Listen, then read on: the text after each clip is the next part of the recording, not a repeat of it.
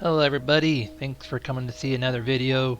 I do need to come up with a snazzy name, so hopefully when you watch this there's a cool name down below other than just update, as that doesn't really tell anybody what the video is about. So again, I'm not trying to make a channel or anything, just something better than update. So on the screen right now you will see an overview of what my current layout is. I took obviously 3 pictures and I kind of put them together just to try to give people an overview of what my layout is, because I still think I'm unique in that my layout is a U shape going around my desk inside a bedroom, kind of in the middle-ish of the room, not against the wall except for the one side. So when I try to explain it to some people, it's a little bit hard to explain it. So right now on my right side here, well, first off, right here in this black space is the desk. I mean, you can see it here. Here's the monitor, so you would be sitting right here looking this way. So on your right here is this, and then on your left is here, and of course my TV that is mounted so it floats over the layout. I just redid this right side. Before I had the crossover, and it was fun, but I'm hoping to actually get some of my engines back from a repair place, hopefully end of this week, hopefully next week, but overall hopefully by the end of the month. But when I wanted to be ready for them, so what I did is I used the last remaining bits of the track I have now. So I busted out the last 3 turnouts I had. I did a little passing side here. It's not as long as I would want it to be. I could modify it just a little up here, but it's I don't think it'd be worth the hassle to do it at this point. It would only add maybe another car or 2 overall length. But you can see I have my engine parked here at this time. But I have a little side here, so when I have multiple engines running, maybe I could have one here that has like 4 or 5 cars sitting here. And you'll see here I have another turnout that's just ending here, an off rail. So this obviously to do just what it's doing right now, just have some rolling stock sitting there. And then as you come up, so here's the loop again. I wasn't trying to make it precise. I don't have like a selfie stick, anything to do like a great overhead shot. I just don't have anything like that. So I did the best I could. So it just sneaks behind the desk here. Again, this is really just to get the 2 sides connected. So it's a little narrow. This is my DCC-EX right here, the power board. I'll work on cable management as time passes. This pink here actually will be blue. It'll be my very first scene.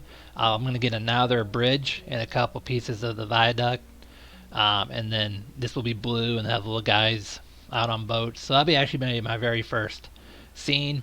But anyway, so it comes down here and it comes around, and then I'm on my left side. This side is probably going to be my primary focus because I can access it from pretty much all sides, so this makes it easier to do more complex things on it. But right now I just have that crossover right here. Love those. To do 2 inner rails with the turnouts right here. So again, I can park multiple trains on this 3rd rail, and then they can join the 2nd rail, either just do a loop, or they can actually go out on the main line from there and go back out here. So this is using all the track I pretty much have. There's a few bits and pieces I have left, but nothing that would add to it. So I'm happy with how it worked out, because it does give me options to do when I actually have my multiple engines. Because to me that's where I'm focusing on, is just having an engine parked here, maybe an engine parked here, or just some rolling stock, and then just running some stuff and then switching it out. So this here will go on the main line, and whoever's on the main line goes parks here. That's kind of how I'm thinking. It's all really new to me, so I just learn as I go. Speaking of learning as I go, again, I've recently went to the DCC-EX, so I'm learning about power. I've mentioned in my other videos, I'm not hardcore on power. I don't have every section powered. I don't have every 3 feet powered. In my experience, it's not needed for at least my layouts. You can see right here, there's a terminal or a feeder terminal here, here, and here to power these 3. There is another one right here. There is one here. There is one here. There's one on this side, so that when the turnouts, these turnouts are, I think it's called power directing. So whichever way the train will go is where the power is flowing. So if the turnouts are going straight, the power flows this way, up and down. So if you switch these turnouts, this section will not have power. So what I did at the moment is I put a feeder on this here. So when the main train is going around, going like this, I can flip the turnouts, and then this will still have power, and this will obviously still have power, and then the train can go out. I flip the turnouts, and then the train can come back into here.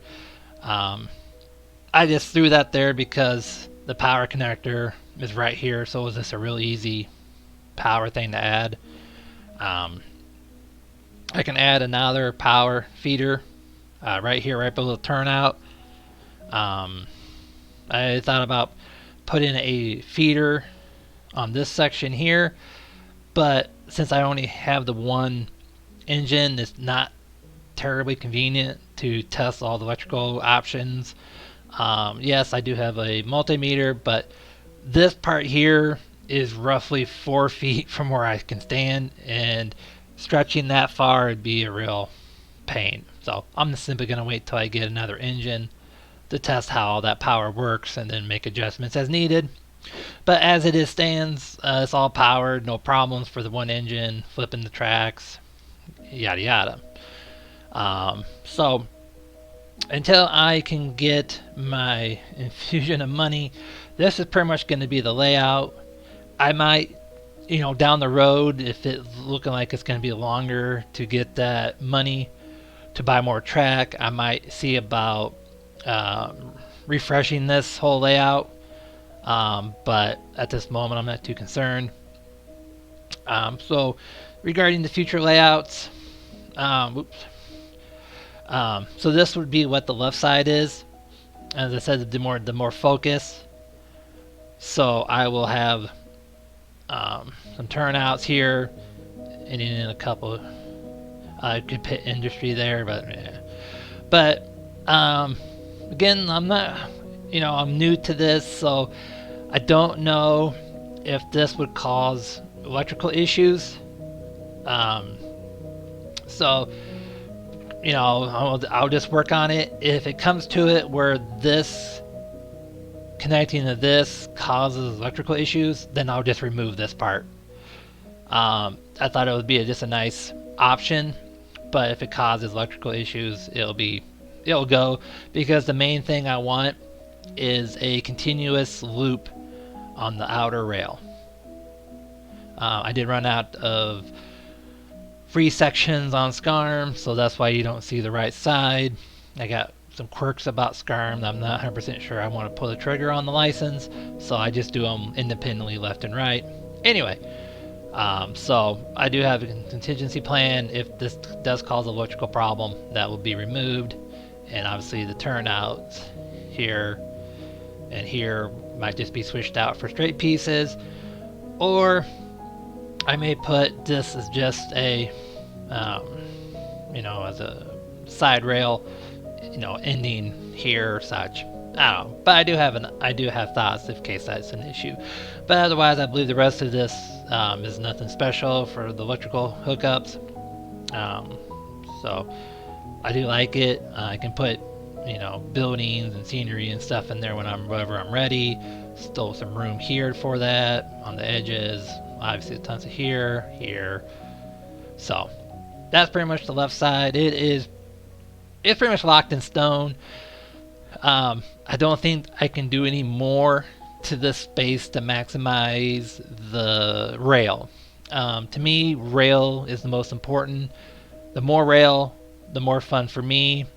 I know a lot of people would probably just have the 2 tracks and this inner track and then have tons of scenery and mountains and tunnels. That's great, but that's just not my style. I like rail. Going over to the right side, I tons of options really because of the size and the length of the board. This is a pretty basic side. Just a couple of loops with a spur here. I don't know what the terminology is. This, I was kind of working on rail yard ideas. I just took that previous one and just kind of started going crazy on it. I don't know what I think about it. It just seems too, I don't know. Seems like a lot of turnouts for not a lot of rail. This one was I consider more classic. There's more rails there to store stuff on, but yeah, I'm not 100% sure about that. And then I started working on other ideas. I kind of like this one. I do like, for whatever reasons, just the straight up and downs. To me, that's very clean, very easy. So that would give me a lot of rail, and I'm pretty sure I can make this work. Getting all that connected, I think that would be, zoomed in here. I think that'd be really cool to get that. But that turnouts are expensive, and there's a ton of turnouts. Oh my gosh, there's so many turnouts. So yeah, so I kind of like this one. I think it'd be really cool with that pass right there. To me, this seems kind of realistic with what you can find out in the real world. So I kind of like this one. This one is real basic. It's got the 3 offshoots, the store, and I could do another turnout here, and do another 3, 4. So this one is much cheaper, but it is very more simpler. So here I was expanding on a previous design, and this one doesn't have any rail yard. Just has the loops. If you want to put like a massive scenery here, this would be I think it'd be a great layout for it. You could add turnouts for your industries here if you wanted to. This one I'm kind of like this one I went crazy. Instead of connecting the rails there, I decided to see exactly how many I could do, and as you can see, absolute tons. This would be tons of rail. You could use probably a couple different turnouts to get those connected more than one, but that was just too much. The turnouts on that would just be insanely expensive. So that's kind of what I've come up with, my plans. I think it's going to be many months before I can really start making progress on the layouts. I'll talk about that in just a minute. But real quick, the scenery. I do watch other people's YouTubes. There are some really good ones out there. Their modeling skills, amazing. Their thoughts and visions, amazing. But to me, there's just so much empty space that they could have put more rail down, but instead they put a big mountain and then a tunnel. I don't know. So I think I'm pretty pretty unique when it comes to the standard hobby, where people think of the scenery and then add some track. To me, track is everything. But I have thought about scenery. Maybe get some trees and some foam and just stick them in the foam, color the foam, and just kind of line them up, kind of like you would see in the Midwest, where train cuts through the countryside and it's got trees all up and down the rail. I've kind of thought about that, and then I'm trying to keep my eye out for just random small buildings that I just happen to come across. But otherwise, eBay, buying pre-owned would probably be the way I go. So the money thing, I actually have 3 engines sent off to a repair shop. I'll talk more about it when that actually completes, because I just don't want to make any comments until the actual process is over. It's my first time using this place. It was highly regarded, and they've been great, fantastic communication, great prices on the parts I needed, but I haven't gotten the final invoice yet, so I'll just wait to hold off on that. But I do anticipate that to run a few $100s, because it's just the way it is. It's just the way it is. I'll have, again, more stories to tell about that when that whole saga ends. So that's pretty much where my money's tied up. The other part where my money's tied up is the Scale Trains Iowa. They did a New Year's video, and they had a real 5-second quip about how the bodies for the Iowa had to be declined or rejected and redone. So they were thinking maybe April. So I know if you go onto the Scale Trains page right now and look that up, it says January 31st, but I believe that is for all the other road names besides the Iowa. So that is a massive bummer, as I wanted that Iowa train to be my showpiece with the speaker.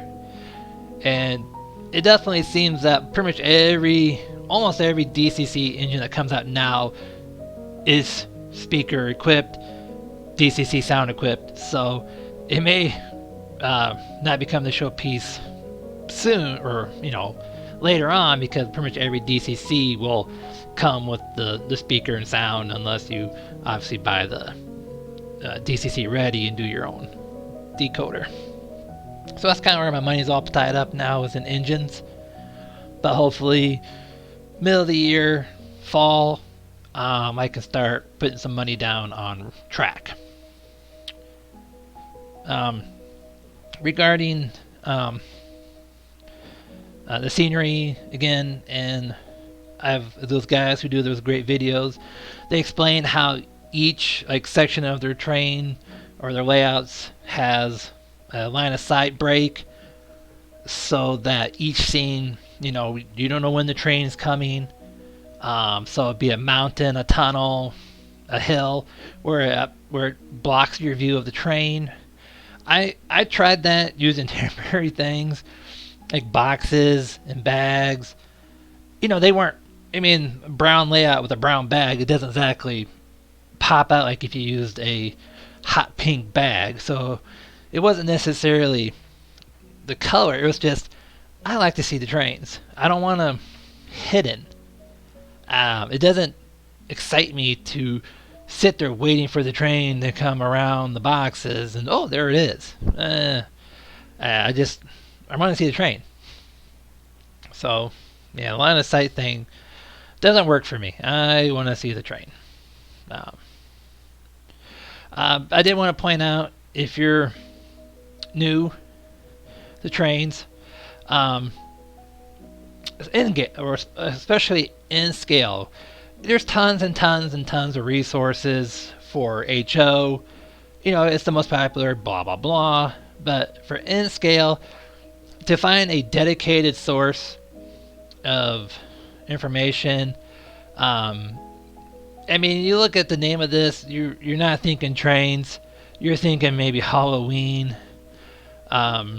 I mean, if you go to the website, obviously it was made in '99, and it's retained the '99 look. If you've done any website building in the '90s, this is it. It's even before frames. Of course, now obviously he's got advanced features, but if you just want to look at engines and you just want to see what's the newest engines, he's all of his information is here, but you can sort it by the year they were released. And 2024 was the release, the year that the actual engine came out of the factories. If they were ready for sound. You can see here, sound equipped. I mean,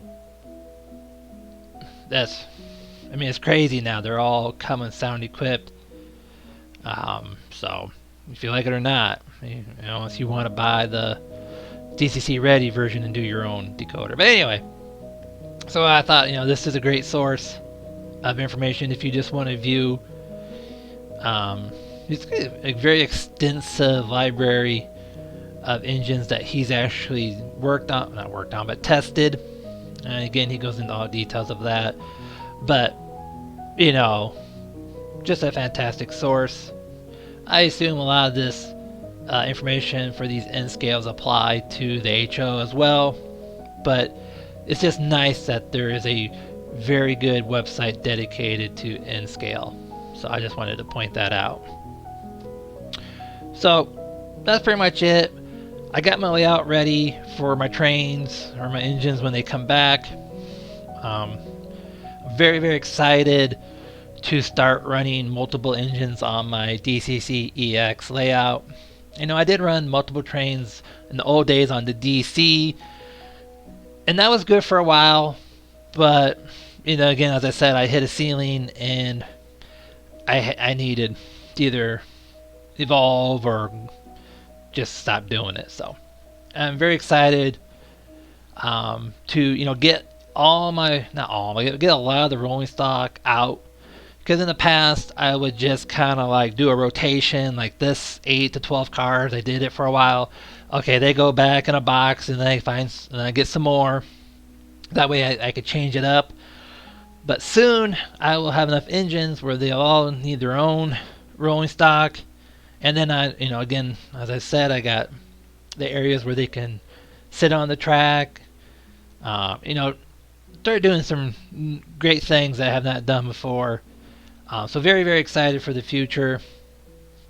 So I will end it there, and I'll see you next time.